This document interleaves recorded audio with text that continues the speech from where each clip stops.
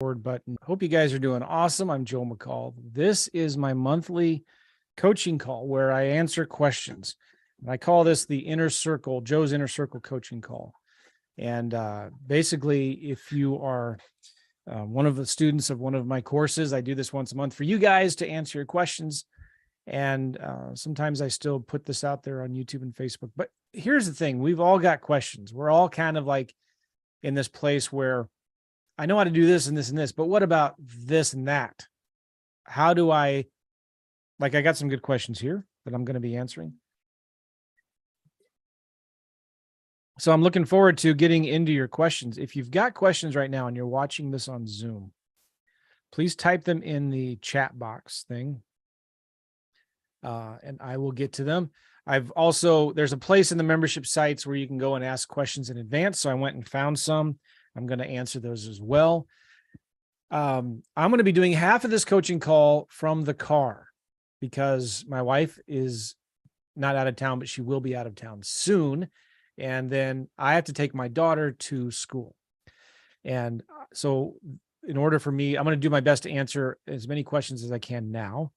And then in a few minutes, I'm going to turn my camera off, switch to my phone with my headphones, and Dana, my awesome assistant who's been with me for a long, long time, will be helping me.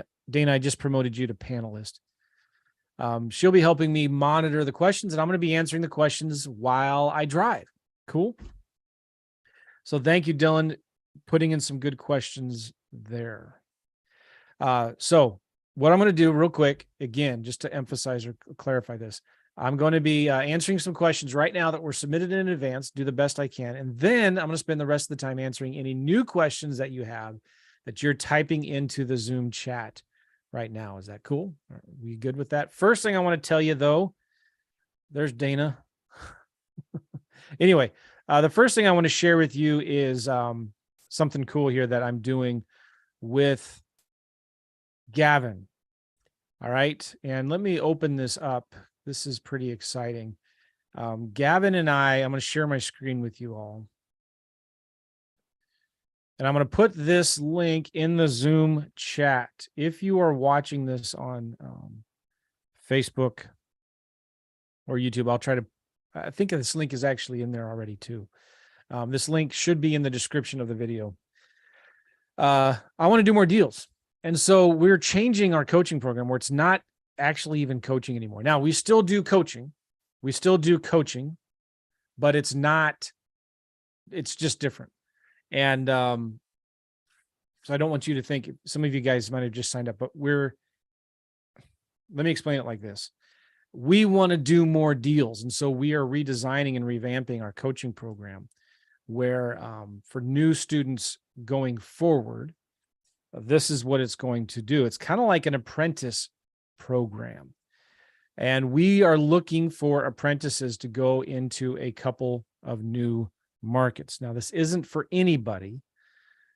This isn't a new offer for coaching or other courses. We have programs for that, and you can get that if you want. But we're looking for some motivated investors that we can work closer with to help us do more deals. So if you are somebody that needs a lot of hand-holding, then this probably is not for you. And we're only going to be working with a few people. This is an opportunity for you to do deals and learn directly from us as we do deals with you. So it's very hands-on, and we're looking for just 2 or 3 people. This isn't for everybody. Okay, so let me explain this real quick. We're going to train you to find, negotiate, and coordinate deals, land and houses, or houses, one or the other. We're looking for somebody who's good, honest person, hardworking. They got to be nice, no grumpy pants. They need to be willing to learn new systems and strategies, get creative. They must be organized, punctual, be on top of things, have good people skills. But listen, main thing, we're looking for somebody who's willing to put in the work. We're not looking for somebody who just wants to push a button and then hopefully leads come in and then push another button and then somebody makes offers and somebody else talks to the sellers and then somebody else follows up and then push another button and then buyers magically appear and give you tons of money. We want somebody who's willing to work. And this is important. We'll talk about this in a second here. You need to be willing to work 2 to 4 hours a day into this thing. Oh, it just got dark really fast. That's crazy. It's starting to rain outside. We're looking for somebody who's willing to work. So you need to be working 2 to 4 hours a day on this. And that means being on the phone, talking to sellers. So if you don't want to be somebody who's on the phone, this isn't for you. We're looking for somebody to train and work with that was willing to be on the phone 2 to 3 hours a day with sellers. Okay. So, land is different than houses. So this may not be for somebody who wants to do land necessarily. But I'm okay with that. If you want to do some land deals, we got a lot of money. We want to do some more land deals. But this is maybe more for somebody who wants to do some houses, wholesale some house deals. Okay. You need to have a marketing budget. We're not going to pay for your marketing. You need to pay for the marketing, but you need to have at least $500 to $1,000 a month. You also need another few $100s a month for software. So we're not going to give you software. You need to subscribe to it. You'll need about $200 to $300 a month for software. So you'll need about $1,500 a month for marketing. Okay. Again, it's not for everybody, but here's the thing, you've got to put in you need to either have time or money. And so we're looking for somebody who has some money, and time, and they want to invest in marketing to get leads. Now there is an initial setup fee. It's not cheap, but we're going to give it back to you in the first 1 or 2 deals. And this is a 6-month program. So with our help, we're going to help you pick the right markets. We're going to help you generate leads every day. We're going to help you talk to sellers. And here's the main thing we're going to do is we're going to give you a marketing plan. We're going to help you set this stuff up.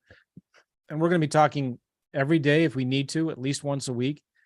And you're going to be reporting back on your numbers. We're going to give you a scorecard. We're going to ask you every single day to report on your numbers. How many sellers did you talk to? How many offers did you make? That's all we care about. How many sellers did you talk to? How many offers did you make? This is how we do deals. We're going to help you review and follow up with leads, make offers, fill up the paperwork, build a buyer's list, talk to buyers, sell your deals, and generate our follow-up closings. Okay. Okay. So Robertino, I said 1,500. That includes the software and everything. Okay. So, $1,000 to $1,500. That includes software, the lists. If you're doing direct mail, or if you're doing cold calling or texting or whatever, that includes your Freedom Soft, it's etc. Okay. Good questions, guys. Keep the questions coming in because I'm going to be answering all of them. What you get from us: direct one-on-one access to me and Gavin, a setup call with me and Gavin, both of us, private walkie-talkie access through an app called Voxer. You're going to do 2 one-on-one calls a month at a minimum. But if you've got a hot deal, we'll get on the phone right then and there with you. So you're going to get our team's personal help with dispositions. That means selling. So we've got the money. We've got the buyers. We'll either buy the deal. We'll sell the deal with you. We've got hard money, private money. So we've got the dispositions down, taken care of. We have national transaction coordination companies and nationwide title companies that do our deals, lease options subject to, cash, novations, whatever. We have transactional funding if you need it, for proof of funds, earnest monies, et cetera. And scorecards. Scorecards are really important. And that's going to be the key to this. Now you get access to all of our courses and coaching. So we do for our coaching, daily coaching calls. You get access to that. We do once a quarter meetups where you go in either to Georgia or St. Louis, et cetera. 6 months of support is so much more. And here's the deal. We get paid on deal splits. We split 100% of the deals together that we do together for the next 6 months, only after you've been paid your initial investment. We want this to be fair. Okay. If you're interested, there's an application. We're going to interview you and we'll talk about it. Okay. If you go to that link I put in the Zoom chat, I'm going to put it again. I spelled apprentice program wrong. I think it's 2 P's. Okay. Put that in there. Cool. If you do what we tell you to do, I can't make any guarantees or promises, but there's no reason why you shouldn't be doing 2 to 4 deals a month.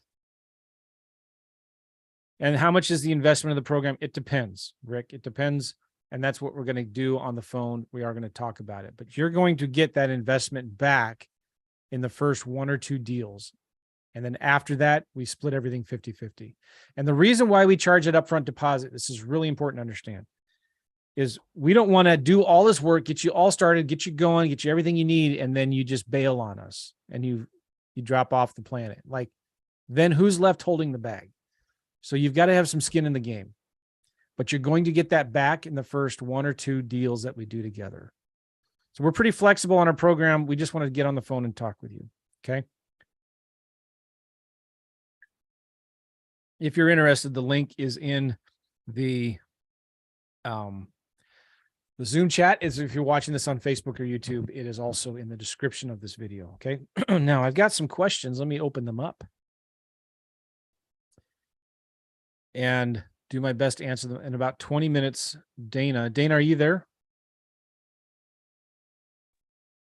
Hi. Hey, Dana. Everybody say hi to Dana, who lives in guys. Tampa, Florida. Yes. And everything is good. You got your, were you guys without power at all? We were lucky.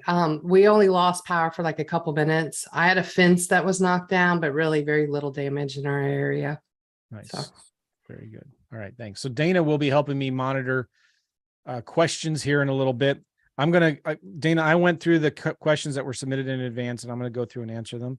Okay. And I'm going to, if I don't get through them all right now, Dana, I'm going to screenshot this and send it to you right now in the Zoom chat. Okay.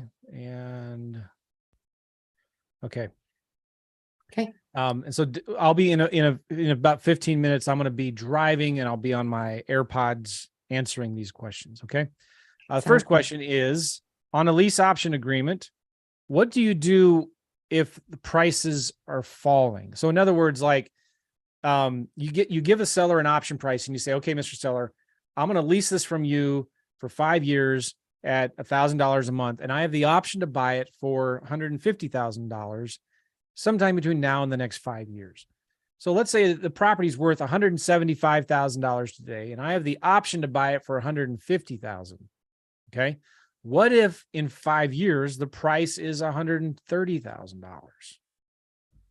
I don't know. What if the price is $250,000, right?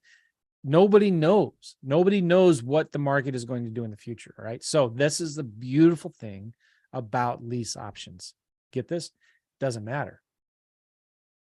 I have the option to buy it. I don't have the obligation to buy it. I don't have to buy it. So if prices go, but the seller, by the way, has to sell it to me. I have the option to buy it, but the seller has the obligation to sell it to me. It's not a two-way option. I have the option. It's there's a technical legal term for that, but it's like a one-way option. I forget what it's called. All right. So if it's worth 175 today, and in 5 years it's worth 135, and I have an option to buy it for 150, well, guess what? I don't have to buy it. I can walk away. I can give it back to the seller. But guess what? Then also over those 5 years, I've been cash flowing $300, $400 a month. So, and you know what? Unilateral option. Thank you, David. It's a unilateral option. So I've been cash flowing on that deal, and it could be at the end of that 5 years, I could renegotiate with the seller. I could say, hey, listen, I've got a few different choices here. I'm not going to be able to buy it. I don't want to buy it for 150. What's the least you would take? What could I buy it from you for? Just negotiate with them and ask them, make them come up with a price. Or you could say, listen, we could do this for longer if you want. We can keep it at 150, but give me more time. The rents will probably go up. So, you were getting $300 or $400 a month cash flow. Maybe you can get $500 or $600 a month in cash flow going forward. So it's all negotiable, right? That's the beautiful thing. And also in my lease option agreements, I have a clause in there that says I can get out of the contract at any time with I think it's 60 or 90-day advance notice. And I would only do that if I have a paying tenant in the house that I give back to the seller. So the seller has somebody in there that's paying the rent. Does that make sense?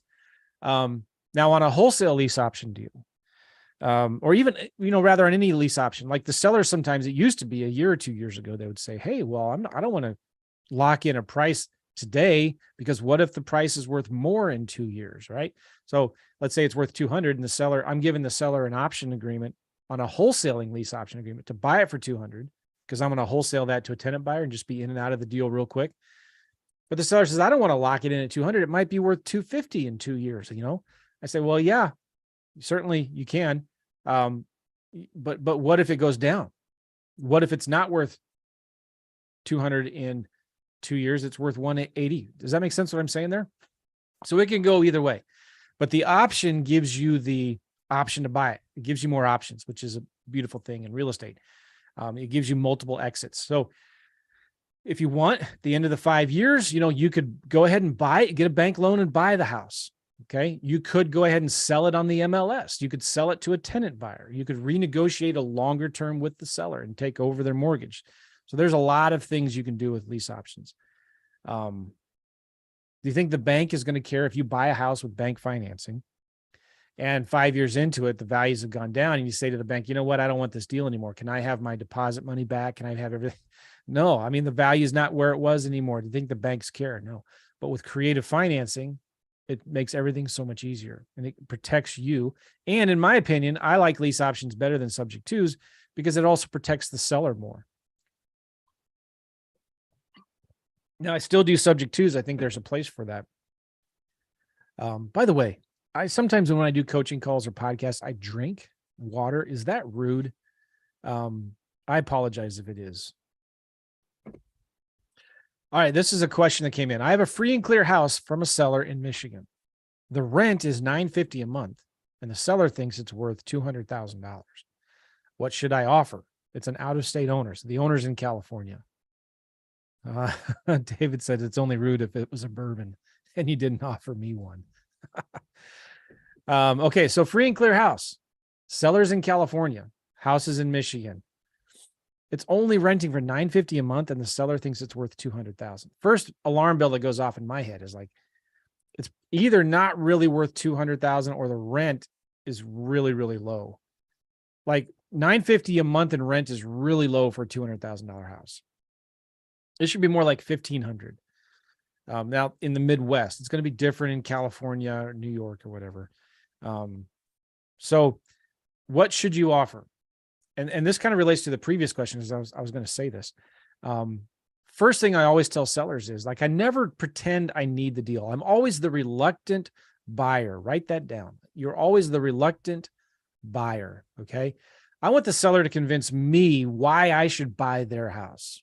I'm not going to convince them. I'm not selling them on how awesome I am and how much money I have and how experienced I am and all of these things that how awesome I am. They don't care about me anyway. All they care about is themselves and their problems and their house that they want to get rid of. So the first thing I always offer to sellers is, listen, why don't you just list it with an agent? Or it sounds like a nice house. Why you're getting $950 a month, Mr. Seller? Why don't you just keep on renting it? Why do you even want to sell it? The market's doing well in Michigan. What's going on? Why don't you continue? Why don't you keep? So you're asking the questions to the seller to find out their pain points. Why don't you just keep on renting it out? Are you having any problems with the tenants? What's going on? Well, I just want to get rid of it. Okay, why don't you list it with an agent? Well, I don't want to fix it up and I don't want to pay the commissions and all that. I said, well, I can give you a cash price, but it's not going to be the highest price that you can get somewhere else. I mean, if you want to get the highest price possible, you should clean the house up and get it fixed up and then list it with an agent and sell it on the MLS. Why don't you do that? So I'm asking the questions. Why don't you keep renting it out?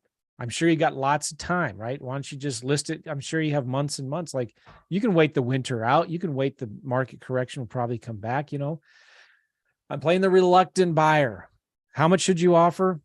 I don't know. It depends. So I'm always asking the seller over and over and over again, 100 times, like not that many, but what do you want to see happen, Mr. Seller? What would you like to see happen here?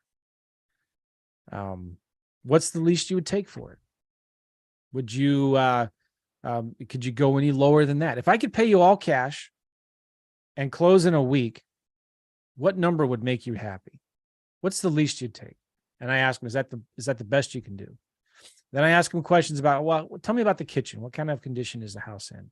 When was the last time the roof was replaced? How old is the water heater? The furnace, AC? Sometimes I'll pull it up on a map and look at it. Is there a junkyard across the street? Is there a railroad, a railroad track in the backyard? Like I want to ask these questions. I'm going to ask them like, okay, the neighborhood looks kind of, what's going on with the neighborhood here in that house that's boarded up next door? Ask them some questions about this house. You want the seller to give you a number. So let's say it's renting for $950 a month. The seller thinks it's worth $200, and they'll be generous and give you a discount, and they'll sell it to you for $190. I can tell right away it's probably not going to be a good deal, right? They want too much for it. And I say, well, Mr. Seller, what's more important to you? To sell it quickly or to get the highest price possible? See what happens. I said, well, listen, I don't think I can get you in 190. Again, you should probably list it with an agent. But like, if I bring you a briefcase full of cash today, what's the least you'd take for this property? Find out what they say. I say, well, if it's still too high, or if they won't give you a price, I ask for a range. I might pull up a property that's active or sold in the area that's a low price property. And I say, well, I can see some properties here have sold recently for this. Is that kind of what you're thinking? I could buy right now some properties in this neighborhood for 150. So tell me why you want 200 for yours. Okay. So I'm trying to get to the bottom line number. What's the bottom line price that they have to have? And then I'm asking them questions about, well, I don't know if I could get that for you. And I don't even know if I want to do this. This may not be a good fit for you at all. But, if I could get you something closer to that number, you wouldn't be willing to maybe lease it to me first for a few years and then let me buy it, would you? Or I might ask questions like, you wouldn't let me just pay you over time with do some owner financing or something like that, would you? That's it. Like, would you let me, I don't know if this will work for you, but could I lease it from you from a little while and then buy it later on down the road? Or could I make you your payments over time? Just simple questions like that. I'm not going to say, can I lease option your property? Can I owner finance it from you? So if they're open to taking payments over time, then that opens up the doors to more things. You can start asking questions about the mortgage. Well, if you don't mind me asking you, do you own the house free and clear? Is there a mortgage? Okay, now you don't have to tell me, and I'm kind of lowering the walls a little bit. So you don't have to tell me, but I'm going to find out later, but what do you currently owe on the property? Is the mortgage current? So if there is motivation, guys, they will answer these questions for you. It's not a big deal. If there's no motivation and they're just angry because you would dare to make them an offer on their house, like, this is probably not a good fit. That's why I always offer the realtor route. I said, listen, there's maybe 3 or 4 ways I can help you here. I can pay you cash. I can pay you, but it's going to be at this price. I can pay you a little more if you're willing to wait for it. I could either take over your mortgage payments or I could lease it from you for a period of time. I'll take care of all the maintenance and repairs and all that.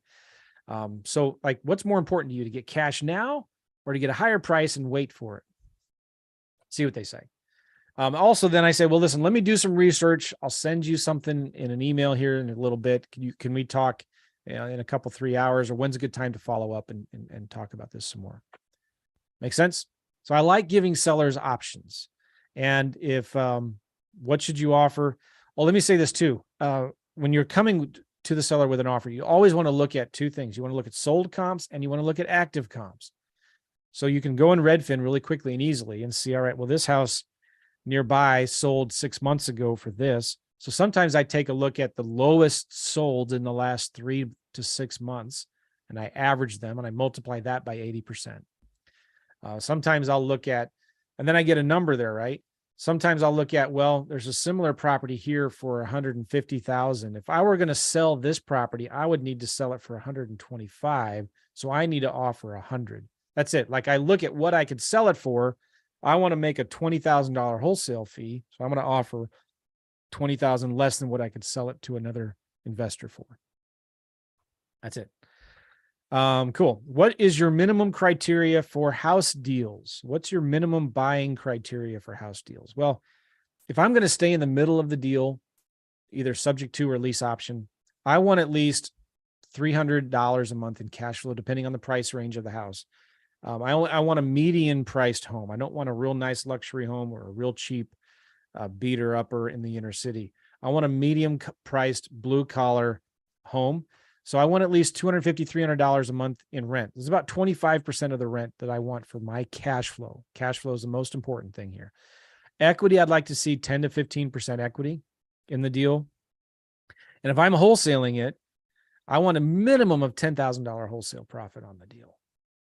Okay. Those are my minimum criteria. But it kind of, when you're making offers, it also doesn't really matter what you want in a certain sense. What matters is what your buyers want. So your buyers, your investor buyers, your landlords, your rehabbers, whoever's buying these deals, what prices are they paying for? What are they looking for? Are they looking for 3 bedrooms? Are they looking for ranches?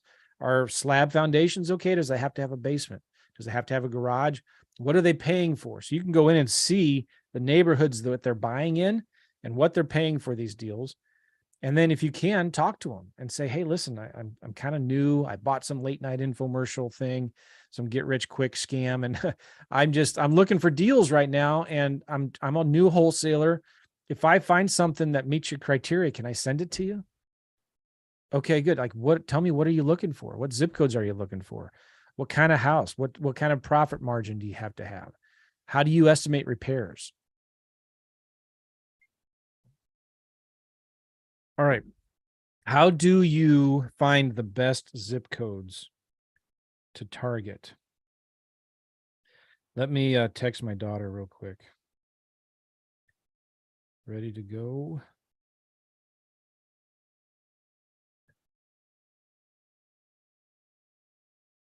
Okay. Dana, are you there? Dana. Yes, I'm here. Awesome. I'm going to join from my phone. Okay. Guys, we're going to continue this call, but I'm going to do it from my phone right now. Okay. And so I am going to hopefully, let me figure this out real quick. Oh, come on. I'm going to go to the Zoom app.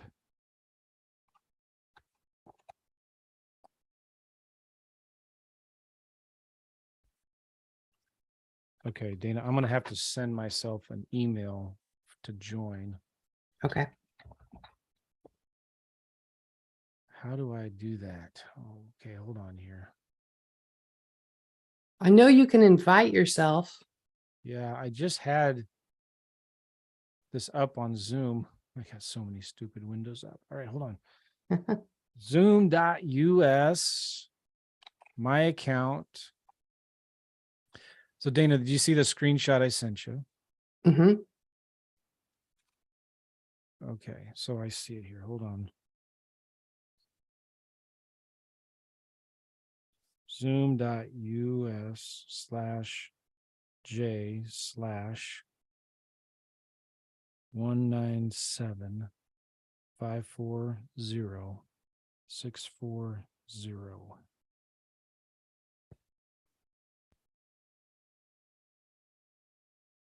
I also emailed you an invite if that helps.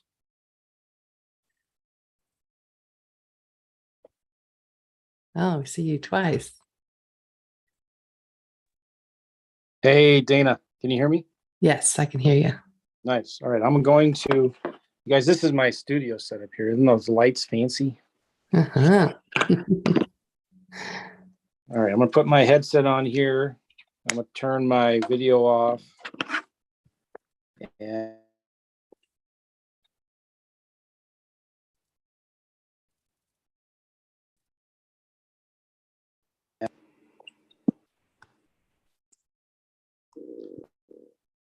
Dana, can you hear me? Yes, I can. Why won't it? I want to hear you on my headphones. Okay. You can't hear me yet? Yeah, now we can. We're good. Okay. Okay. So I'm going to be walking to my car here, and I'll stop my video here. There was a question about how do you find the best zip codes, right? Do you see that in the screenshot I sent you there? Yeah, I do. All right. So a couple things. How do you find the best zip code?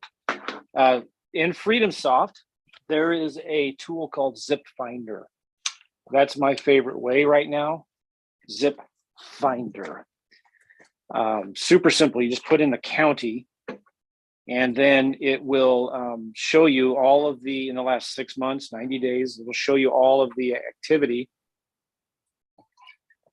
where all the deals are happening. And then from there, you can click the top 6, 10 zip codes and pull a list of all the buyers, and then pull a list of all the sellers and run your marketing campaign through that. Another tool I use that's free, if you sign up for a free account, it's called List Source. And I did a video about that a long time ago. It's one of the most popular videos in my course, most popular videos on YouTube that I've ever done. Let me tell my daughter I'm in the car.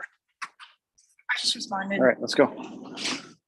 And it's called How to Find the Best Buyers or something like that. If you go to my YouTube channel, do a search for how do you find buyers, or just do a search for the word buyer. And you will see a video I did on how to go into List Source. And you put in the county, and then you can search. You can group. It's kind of hard to explain by over the phone, but there's some videos on it. And I don't know, Dana, if you would even know what it was. That video was. Maybe we could search for it. Hurry up, Okay. put your seatbelt on. Let's go.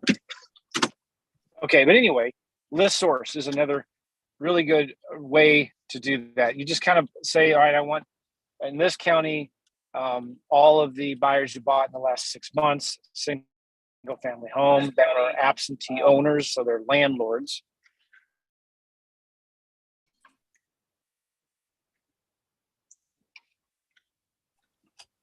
All right, they're landlords, and they bought in the last 6 months, and then it'll give you where you can like pretend you're purchasing it, and then you can select pulling that list by zip code in custom selection, and then you can look at a table of all of the zip codes.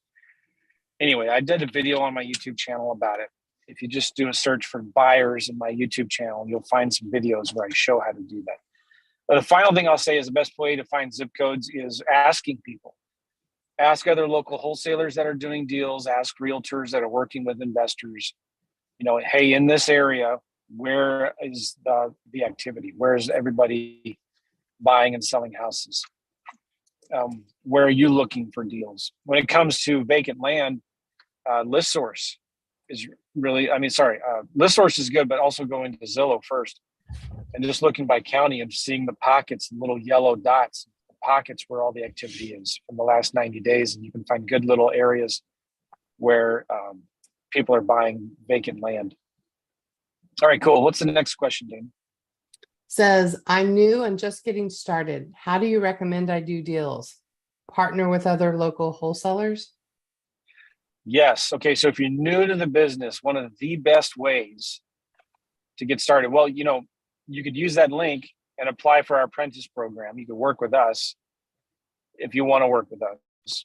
But let's say you don't have the budget for that yet, or maybe you don't have the time that we require yet.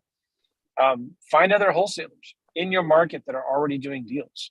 And don't just reach out to them and say, hey, can I take you out to coffee and pick your brain? No, don't do that. Say, listen, I want to bring you leads. I want to bring you some deals, and I want to help you make more money.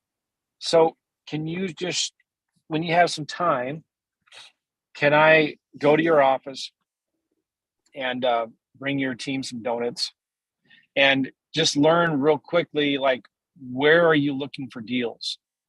And how do you find them? And I'll go hit the streets and I'll hit the phones and I'll start calling and following up with your old leads, or I'll do whatever. I'll work for free doing your grunt work, dirty work, making phone calls, pounding the streets, knocking on doors, following up with old leads to learn how to do this. And then let's say you actually get a deal under contract.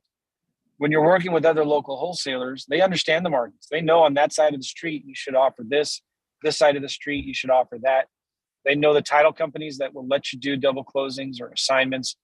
If you have to have your realtor's license for certain things, they've got that figured out. They have the buyers, they have the money, they have the hard money lenders. So it's just, everything is so much easier when you're working with somebody with good local knowledge like that, right? So find somebody who's doing deals already and partner with them. Now you have to split the deal with them 50-50, but 50% of something is better than 100% of nothing, as they say. So that's why I think, especially if you're new, you need to find a coach, not just who's going to teach you stuff, but is going to do deals with you. Find a local wholesaler. Cool. What's the next one, Dana? Okay, what are the 3 to 4 best ways to do marketing for lease option deals? And then he lists some, No, those are my notes. oh, okay. You're going to answer the question for me if you read those. Okay, I won't give it So, away. but let me know if I forget something that I wrote down. Okay. Yeah. So this question just came in like, what are the best ways to do marketing right now? And it's the same thing as it's been since I created my course 10 years ago on lease options. It's contacting landlords on Zillow and Craigslist. That's number one. Number one, contact people that already have their houses listed for rent on Zillow, on Craigslist, even if they're property managers, and call them. Text them, call them, email them, and get on the phone and talk to them. And just ask them, hey, my name's Joe. I'm an investor. I see you have your rental property here. This probably is not going to be a good fit for you or not, but I'm looking for to buy some properties in the area. You wouldn't have any interest in selling it, would you? You wouldn't have any interest in selling your lease option. In selling your rental. I'm not going to make a lease option offer. I'm just going to ask them if they want to sell it and see what they say. If it's a property manager, and they say no, I say, well, do you have any other clients who have any rental properties that they might want to sell? Some, a landlord who's maybe has a property that the tenant just trashed, and I can make an offer to buy it. You can still stay the property management company, but I'm looking for deals. And also, by the way, Mr. Property Manager, Realtor, if you want, you can represent me. I don't have any agents representing me, and you can get commissions by bringing me some of these deals. If I'm talking to a landlord, they say, no, we don't want to sell this one. I ask them always, do you have any other properties that you might want to sell? And then I find maybe they're buyers, right? I can add them to my buyers list. So I'm contacting landlords on rentals of Zillow, Craigslist. Another place to contact landlords is, it used to be gosection8.com, but I think it's HUD. What is it now? If you just go to gosection8.com, that'll redirect you to the new website for Section 8 housing. And you can look for all of the available Section 8s, and then there's phone numbers there. And you can get on the phone and call them and talk to them. If you're not on the phone, you're not making money, especially for houses in this business right now. So if you're not on the phone, you're not making money. Get on the phone, call people, call, right? Second thing is my favorite, send letters to the owners of rentals on Zillow. So a lot of the rental properties on Zillow are listed with property managers. And so they're not going to be the phone number to the owners. It's going to be the phone number of the property manager. And a lot of them are going to say no. But send a letter, a handwritten yellow letter. You can send 20 of these a day while you're watching TV at night or whatever. And say, you can pull up the property in county records or in PropStream or in FreedomSoft and say, hey, Jim Smith, I think you own a property at 123 Main Street. You wouldn't have any interest in selling it, would you? Give me a call. Thanks. And by the way, if you're married, have the letter be sent from your spouse, from your wife, rather. So it's like, hi, Jim, my name is Whitney. My husband and I are looking to buy a rental property in the area. You wouldn't have any interest in selling this property there, would you? Thanks, Whitney. Like you sign it from the lady. Those get a much higher response rate. The next thing that I like to do is send letters to the owners of older listings. So you need to know your price point. If you're going to do lease options, you need to know your sweet spot where you can't do real expensive homes. You can't do cheap homes. You need to be in desirable areas, good desirable areas. But you can pull up in Redfin a list of all of the properties that have been on the market over 90 days. And you can send, this is the only time I send a lease option letter to the owner in my initial upfront first marketing piece. So I don't have this letter in front of me right now, but it's in my course, but I'd send a letter to the owner that says something like, hi, Susan Smith. I see that you have a property here listed for sale. I'd like to make you an offer to buy it, but I want to see if I can lease it for a year or so first. If that would be of any interest to you, call me and let me know. You can even say something along the lines of, we're a property management company. We have a lot of tenants right now that are looking to lease a property for a year or two and then buy. So if you'd be open to maybe leasing your property and then selling it, I can get you close to your asking price. I can probably get you something close to your asking price if you're willing to lease it to us first. We have either myself or my tenant buyers will pay you the rent every month, and we'll take care of all the maintenance and repairs. So it's not like a rental property or something like that, right? And send those letters. Now, my friend John Jackson, he will send a brochure to sellers of older listings that it kind of explains his lease purchase program. And you could do that. I think that was it. Now, Dana, was there something else in my notes that I said that I wrote down that I didn't say? Did you say work with other wholesalers for their old? No, that's really good. Thank you. Mhm. I knew there was something. Like, there's a lot of other wholesalers out there that are doing a lot of marketing and do not have, have a bunch of old leads and a bunch of leads that they've thrown away because the seller is not motivated or they don't have enough equity.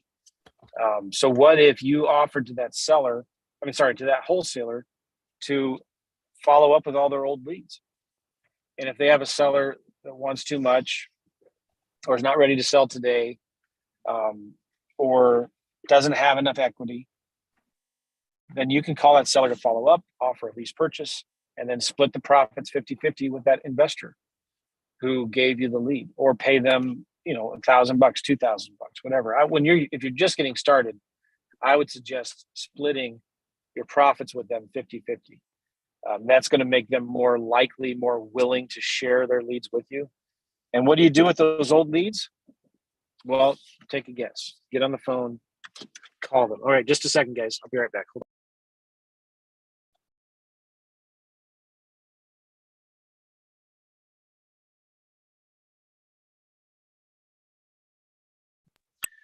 on.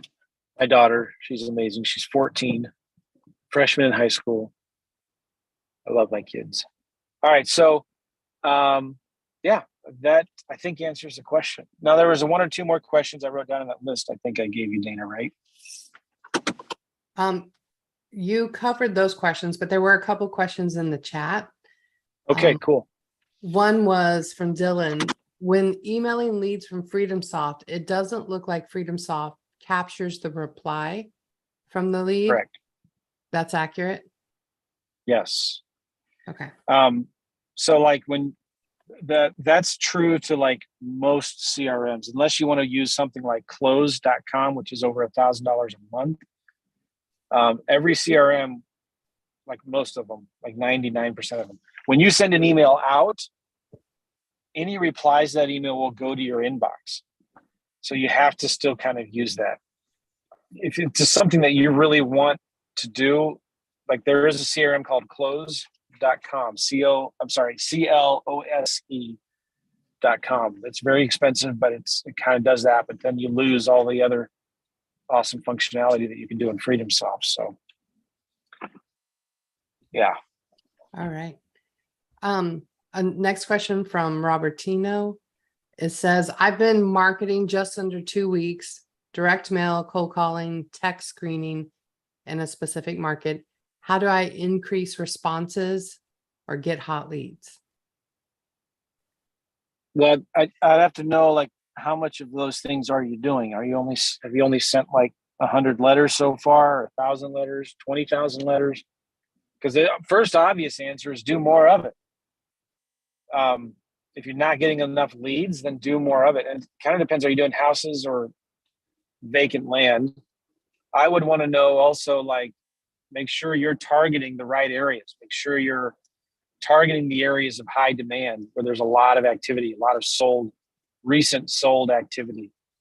Let me give you an example of this. We were doing some vacant land marketing, and I picked a competitive county on purpose in Park County, Colorado. It's right south of Breckenridge, very popular area. You know what? I can turn my camera on, can I, while I'm driving? Hey, everybody. Can you see me all right? Yeah, we can see you. All right. So in Park County, Colorado, I was sending a bunch of letters, and I sent like 6,000 letters. And normally I'm used to getting 3 to 4% response rates. And I was only getting half of 1% response rate. So I was getting way less than I normally ever see. Somebody told me about this company that will send text messages for you. I paid them like $600 or $700 to text all 6,000 records.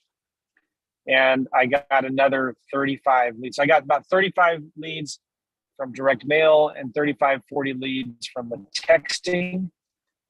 And of those 75 leads, approximately, I got 3 contracts. We've already sold 2 of those deals. And one was a 5 acre, one was 15 acres, and the other one is, I think, 5 as well. So it's important to do different types of marketing is one of my points in that. Like, you got to do more than just one thing, right? But if you are doing marketing and you want to get better quality leads, one of the best things you can do is answer the phones. When sellers call you, answer the phones live. If it's a text message, respond immediately and call them. Get on the phone and talk to them. And there's one very simple reason why this is so powerful and why it works. Nobody else is doing it. This is why Brent Daniels has so much success with his students, and he calls his program TTP, Talk to People. And if you want to have more success and do more deals with fewer leads, real simple. Get on the phone, talk to people. How many times does a seller get a piece of mail, they see a bandit sign, they see a Facebook ad, they fill out some stuff, and they don't get a call back? Nobody answers the phones live. You're just throwing away money. So make sure you're accessible. Make sure you answer the phones and return calls immediately. And don't be afraid of that phone. Don't treat it like a cactus. So it sounds like the guy who asked this question is doing a lot of marketing. It's good. If you're not getting enough leads, you need to do more of it. And you need to make sure that you're doing everything you can to handle the few leads that you are getting. You need to treat them like gold and then talk to them, make them offers, and then follow up, because 60%, 70% of your deals are going to come from the follow-up. So do that. Robertino said, I appreciate it, Joe, in the chat. Nice. Dylan, so in the marketing plan scorecard, I'm talking about the lifestyle plan sheet. And for lease options, there's the average net profit sell. And he's asking, is this taking into account the option, only the option consideration? Or should the net profit also include rental cash flow and equity spread when the property sells? That's a good question. I'm not exactly sure what he's talking about, but if it's in my spreadsheet that's included in my course, when I'm talking about net profit, usually that's either the wholesaling fee or the initial option deposit that you get from the seller, I think. Because here's the deal. If you're, what was the spreadsheet called again, Dana? It's the marketing plan scorecard. It's the lifestyle plan part. Okay. Well, those are basically wholesaling fees, assignment fees, or upfront money that you're getting. Okay. Doesn't include cash flow. Cash flow is gravy, icing on the cake. That's the extra stuff. If you want to quit your job, the fastest way to do that is wholesaling, is to get upfront money. That cash flow, if you want to quit your job from cash flow, you're going to need 50 to 100 houses. You're going to need 20 or 30 vacant land deals. So it's like, that's going to take time to do. But you can quit your job this month if you just wholesaled 1 or 2 deals, or you did 1 or 2 lease option deals, and you got a $5,000, $10,000 assignment fee or option deposit. So anyway, that lifestyle design spreadsheet that I did is like, if your average net profit after marketing, after VAs, after whatever is like $8,000, and you want to make 16 grand a month to cover all of your expenses and stuff, your living expenses and housing and all that, you need to do 2 deals a month. That's the intent of that. Cool. What's the next one? All right. Now, Steve had one, but it's pretty long and detailed. So I thought I could just like email or text that to you and send him an email response. Okay, I'll answer it later. Yeah. David has a question about your marketing response rate, and also DOM for your land deals. Is this changing climate? In this changing climate, any new marketing piece you're using? Marketing response rates for land sounds like, and like Okay. the average days on market for properties. Days on market. I'm not seeing much change. Things are not slowing down for us. You know, the marketing response rates all depends on how competitive that county is. In Park County, we got half of 1% response rate on our direct mail. If I were to, you know, I don't know where we're going next, but we should be getting like normal 3 to 4% response rates, maybe 5% response rates on our direct mail. I'm also going to be doing more texting.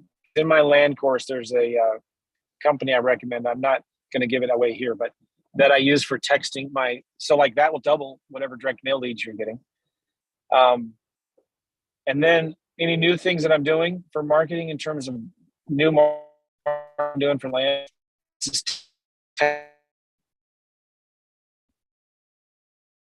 A company I'm that's based here close to where I live actually, and they send a check in the mail through the window envelope. It looks like there's a check.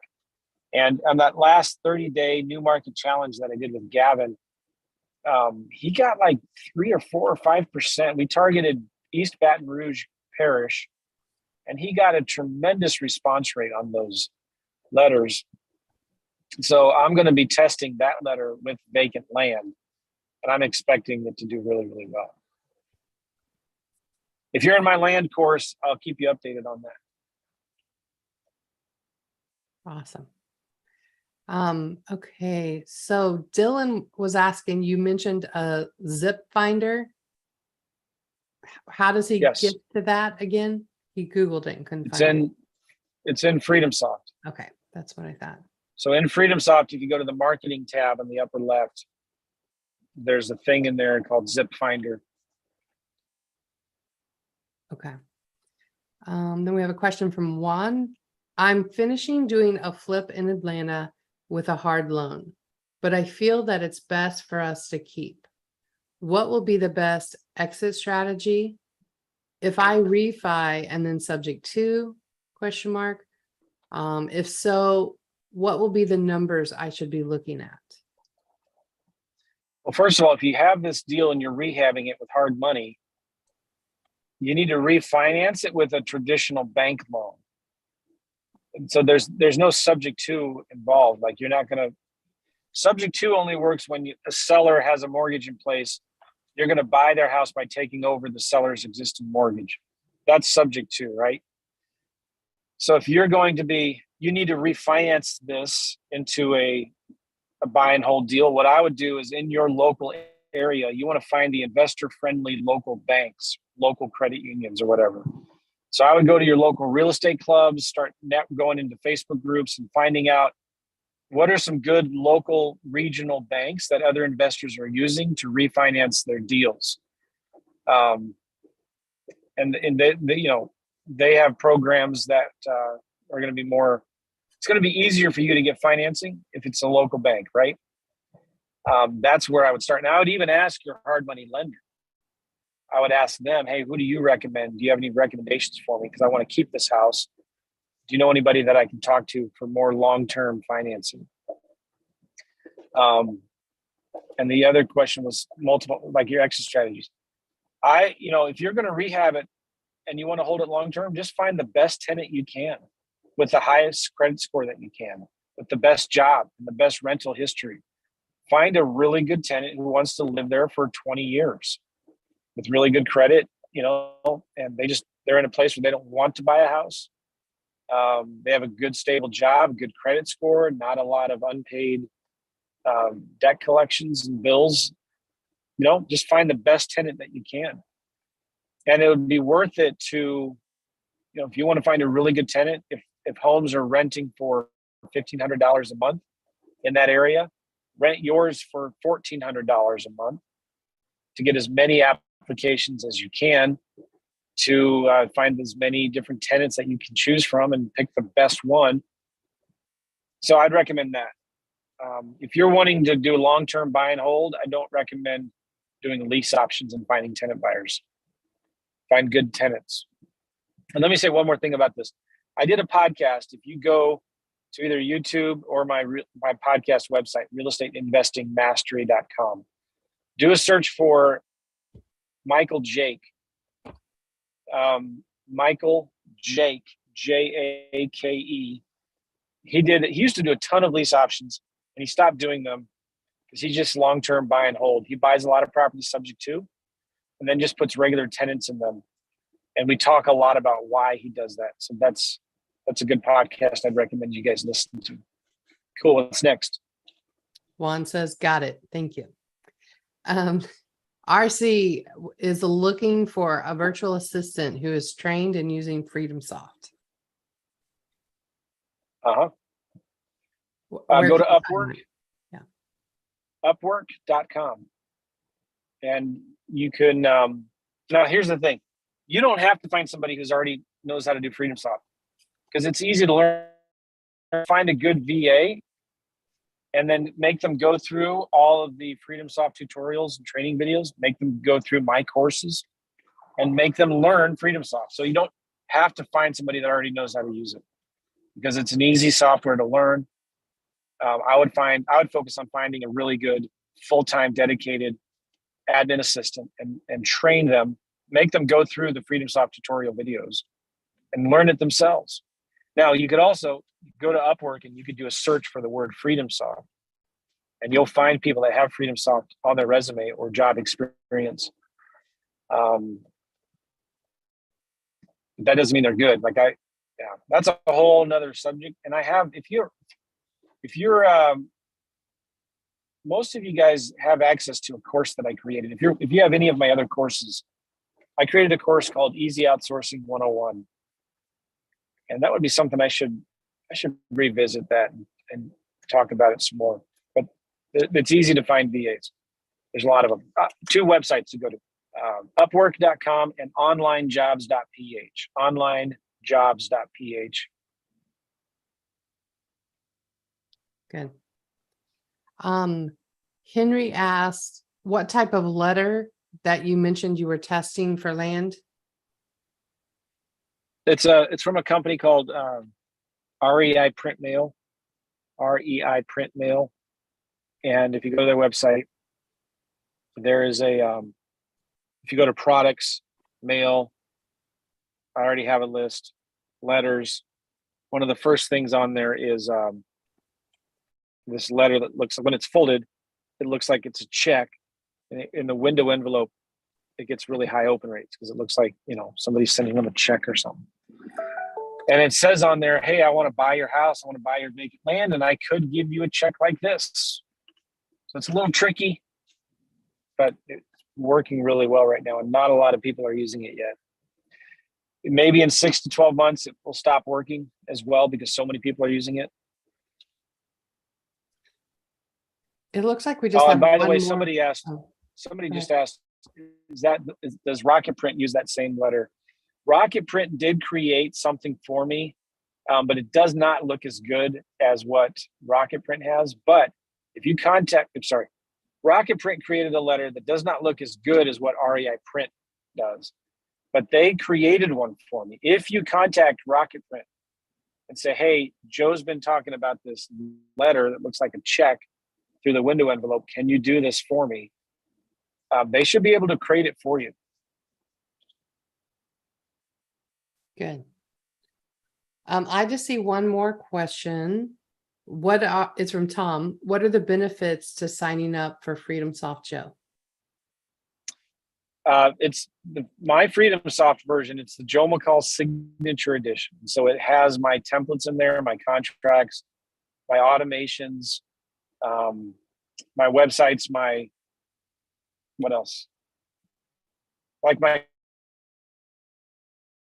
and letters and workflow automations and follow-up emails and stuff like that. Now you can recreate them if you already have a FreedomSoft account. You can upload contracts to it. You can recreate my workflow automations and follow-up sequences. So you don't have to switch to my edition of it. But I've looked at all the CRMs. None of them are perfect, but in my experience, the one that I think works the best in terms of the most features, really good customer service, is FreedomSoft. And I would be recommending it even if I didn't get any kind of commissions from it. And I do get commissions from it, but I use it and I teach from it. I use it. It's very, very powerful. And there are other tools out there that are good, but none of them do as much as what FreedomSoft does, in my humble opinion. So I hope that answers the question. Yeah. Tom said thank you. So I think it did. Awesome. Yeah. So I'm not seeing any Anything more else? questions. I'm not seeing anything. I think we got through them all. Guys, I'm just curious, what do you think about what we talked about? What were some of the big takeaways from this coaching call? What were some of the big ahas, the big aha moments?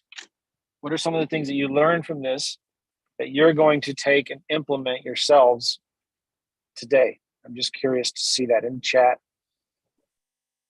Type that in the YouTube comments, also the Facebook comments. Somebody was asking earlier, why can't they see the chat? Mhm. This is a different type of Zoom thing. It's a Zoom webinar, not a Zoom meeting. So only the panelists and the hosts can see the chat. So go ahead and type in, please, what were some of your big aha takeaway moments? Tom said his was using FreedomSoft. Pete said Cool. his takeaway was, I've been focused on vacant lands, but maybe I need to start looking at houses. Well, okay, why is that? There's something like, here, I was talking to somebody about this the other day. Keep on typing your comments in because Dana will read them. But somebody wanted to do houses and land. And I was telling them, well, this person in particular already doing a bunch of house deals. They want to add in another stream of income. So I told them, that's cool. That's great. If you already have something that's working, don't stop doing that, but you can add something in. But if you're new, you've got to focus on just one strategy. Houses or land, pick one and go deep into it. Listen, focus will make you rich. It's one of my best sayings that I've ever come up with. I don't even think I came up with it, but focus will make you rich. So you've got to focus on one strategy or the other. If you want to go to houses, that's great. But if you're new in the business, don't do two strategies at once. Even if you're just doing houses, don't do lease options and cash wholesaling. Pick lease options or wholesale. Got to go deep and don't spread yourself, because you try to be a master of all trades, you're going to be a jack. How's that go? If you try to be a jack of all trades, you're going to be a master of none. Mhm. Starbucks opened.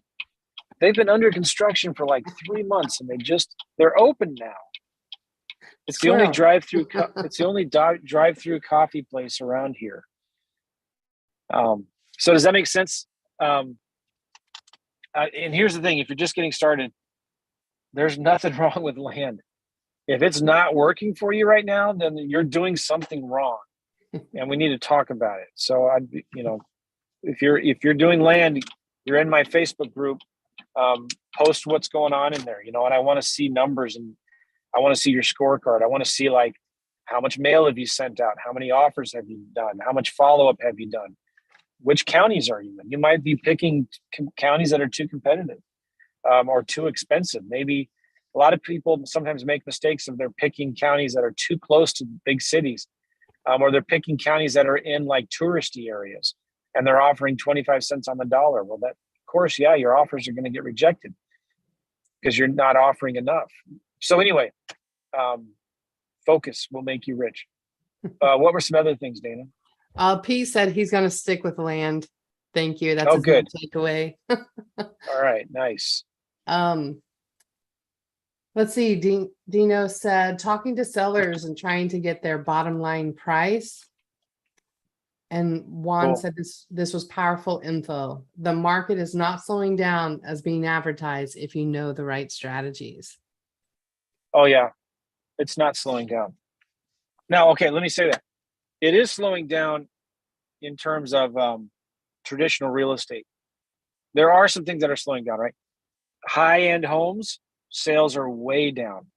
Like if you're in a Midwest market like this, anything above $750,000, that's slowing way down. The $3-4 million homes in California on the coast, those are slowing down, right? But what's not slowing down, you're just still selling the median priced homes. There are still wholesalers, wholesalers are still doing deals. They're still selling deals to cash buyers, but the hedge funds, they're not buying anything anymore right now for the most part. There still are some that are, but like there's not as many hedge funds that are buying properties. Home builders are not buying vacant land anymore like they used to. So that stuff's slowing down. So you need to, that's why I started this whole call with that, answering the question about the finding the demand, following the demand, going into tools like Zip Finder and finding where are the investors buying homes right now. Because you go look in the last 90 days, there are sales. There are people buying vacant land, and there are people buying single family homes. So find out who they are, where they're buying, and what they're buying these things for. Yeah. How did I get on that tangent, Dana? That was a good tangent. It was a good tangent. About the market. Oh, is the market changing? Yes. Yes. So is the market changing? Well, it's always changing. It's always changing. So you need to learn where it's changing and where it's going to. Like there's that book, Who Moved My Cheese? You need to go where the cheese is moving to. And there's a ton of money sitting on the side right now waiting to get back into real estate and to start buying houses again. So there will always be a demand for housing. It's not a good time to be a realtor right now. So that is changing, but there will always be a demand for good deals. And that's the most important skill you can learn in real estate is how to find deals, how to be a deal finder, not a deal creator. Brad has a quick question. He already had a Freedom Soft account, and then he signed up for the land program. So he wants to know if he should call Freedom Soft and get your version. Yes. Okay. All right. And then Rick's takeaway was focus. Yeah. And I'm not the best at that, but when I do focus, I make a lot of money. Awesome. We doing good? We still got a lot of people on here. It's awesome. Yeah. Robertino said, it's validating I'm on the track towards success, even if it's not as fast as I'd hoped. Thanks, Joe. Awesome. Cool. Any other comments there? Yeah, Brad said, I love the quote, focus will make you rich. This is a statement I really needed to hear. Thank you. Awesome. Okay.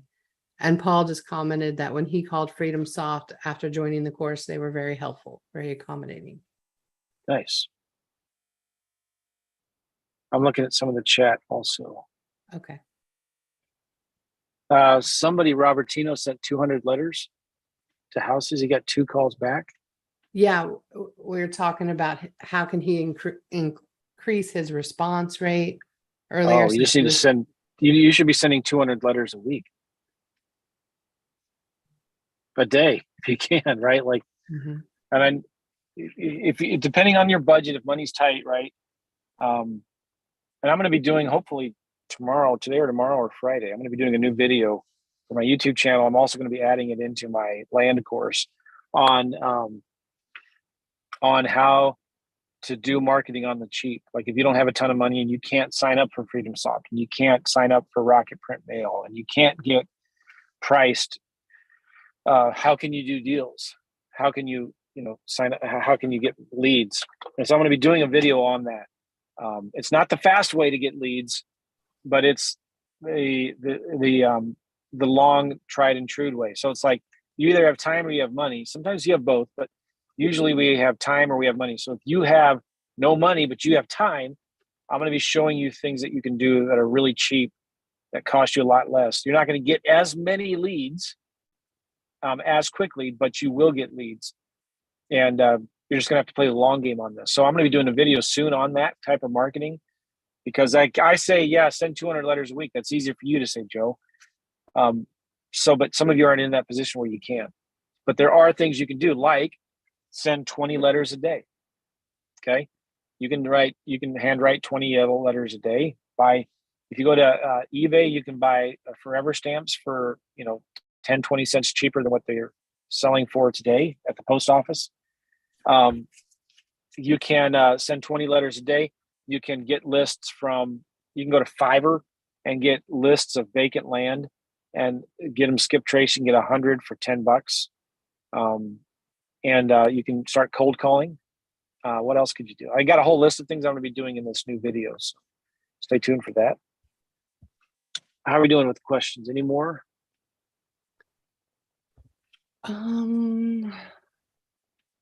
Just some agreement that focus will make you rich. I know RC had mentioned that he asked if the customized version of Joe is available like a year ago or something, 2 months ago. And we said it wasn't available. So there may have What do you been mean? I don't know. He said, I asked 2 months ago, asked our company if we were offering a Joe version of Freedom Soft. And they said no. We said no. So I think there's probably just a miscommunication there because we've had it a while. So it's definitely if you're interested in FreedomSoft, go to freedomsoftjoe.com. Let me say this too real quick and then we'll wrap it up. FreedomSoft is making some awesome additions and changes, adding some things soon that are going to blow your mind. They're adding in an entirely brand new direct mail engine in there. And so you can send one-off letters really quickly and easily. And they're revamping their entire dashboard so you can see your KPIs better, like how many leads are coming in for campaigns and stuff. And but what I'm most excited about is the whole direct mail thing. They're connecting with a new direct mail company where you can purchase credits in advance and then send as many as you want every day. So like most mailing companies, they require you to send 1,000 at a time, or like they have minimum orders. But with this, you can send 10 a day, 20 a day, 100 a day, or 1 a day. You could send like 1 letter to 1 seller, and you pay the same. So it's going to be really cool. I'm excited about that, and that's coming soon. Rob told me a couple months ago it would be within a couple months, so we're getting close. Anyways, I appreciate you guys very much. Let's wrap this up. I'm going to go see what this new Starbucks looks like. They remodeled it, and it's been closed. I can't believe it, for couple months. And so I go figure. I go home to make my own coffee at home. And so I'm going to have to see what this looks like. I appreciate you guys very much. Thank you, Dana, for helping. You're welcome. Bye, everybody. See you guys. Bye.